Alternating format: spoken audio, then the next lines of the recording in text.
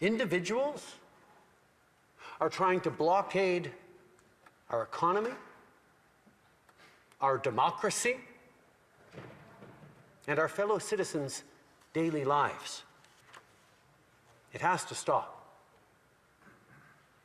The people of Ottawa don't deserve to be harassed in their own neighborhoods. They don't deserve to be confronted with the inherent violence of a swastika flying on a street corner, or a Confederate flag,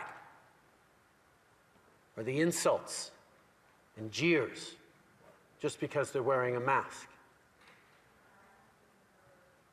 That's not who Canadians are. That's not what Canadians demonstrated over the past 2 years of consistently, continually being there for each other.